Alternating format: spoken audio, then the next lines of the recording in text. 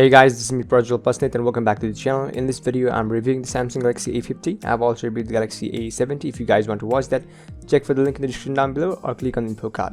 So with that being said, let's start the video. Inside the box of Galaxy A50, you'll get a 15-watt fast charger,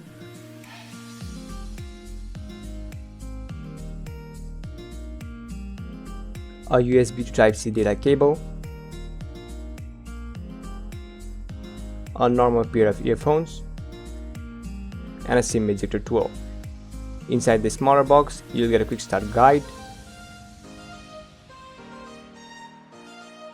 and a warranty card and a TPU case.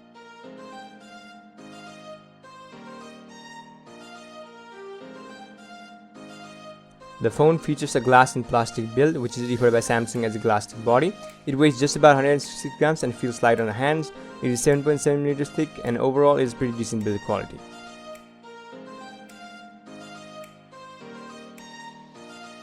This phone features a Super AMOLED 6.4-inch Full HD Plus display, which I believe is offered by no other manufacturers here in Nepal at this price range. There's a U-shaped notch at the top.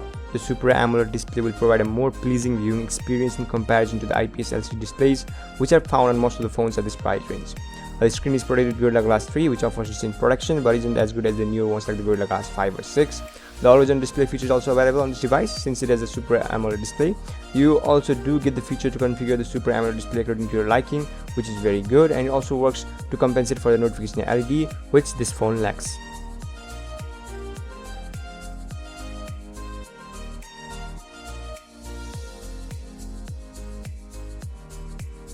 This phone is based on Android 9.0 Pie with One UI on top. One UI is the new user interface from Samsung that is much more optimized than the previous offerings. It is smooth, has minimal bloatware, focuses on one-handed usage, and packs in a lot of features. You do get the night mode on the Galaxy A50 as well, which you can easily turn on or off from the notification panel.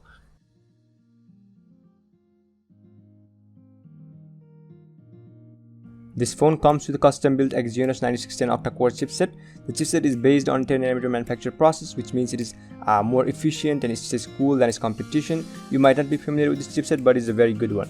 The performance of the chipset sits between Snapdragon 660 and 675, so overall this phone should have no problem doing day-to-day tasks and is also capable of playing high-end games like PUBG Mobile on an SDR with ultra frame rate settings.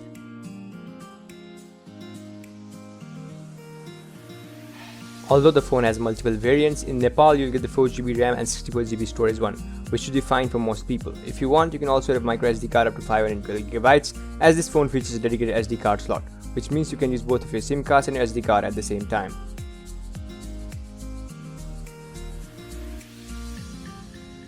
The phone features a triple camera setup on the back with a primary 25MP f1.7 aperture wide-angle lens with face detection autofocus.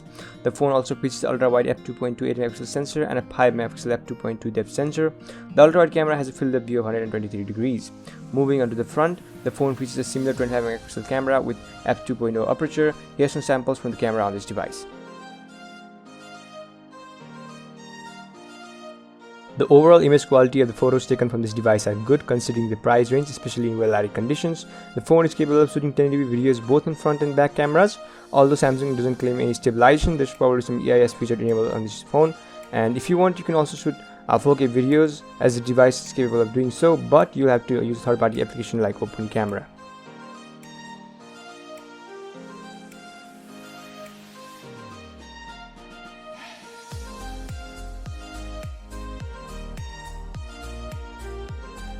The speaker on this phone is of average quality, although there's no distortion in the audio coming out from the speaker. The speaker itself is not that loud. Here's a sample.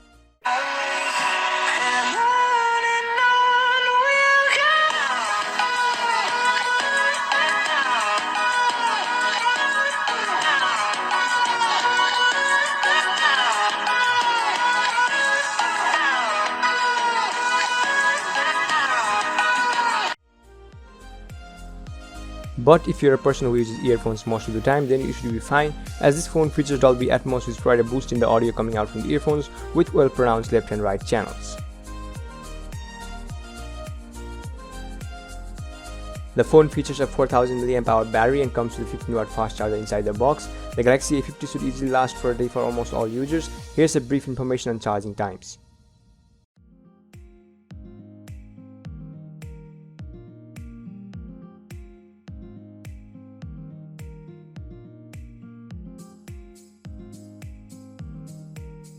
Apart from the usual pin and pattern, you'll get in-display fingerprint and face recognition as your phone unlock options.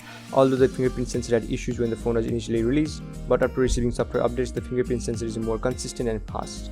But bear in mind that it's not the fastest optical fingerprint sensor that is available out there, however it will get your job done.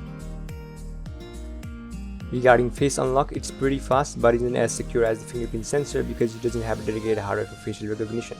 So it is up to you guys to decide whether you want to use it or not.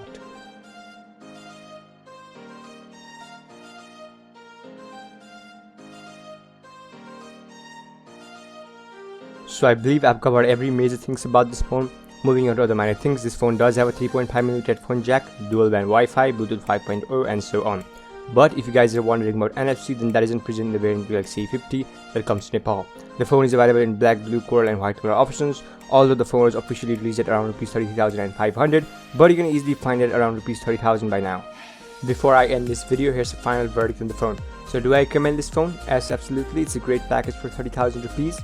But if you're the type of person who only wants to play game in highest possible settings but don't care about display, design, cameras, user interface, then Pocophone F1 is available for just 33,000 Andras, which might be a better choice but only for hardcore gamers. So with that being said, I want to end this video here guys. Be sure to hit that like and subscribe button if you enjoyed this video. I'll catch you guys in another video. Till then, peace.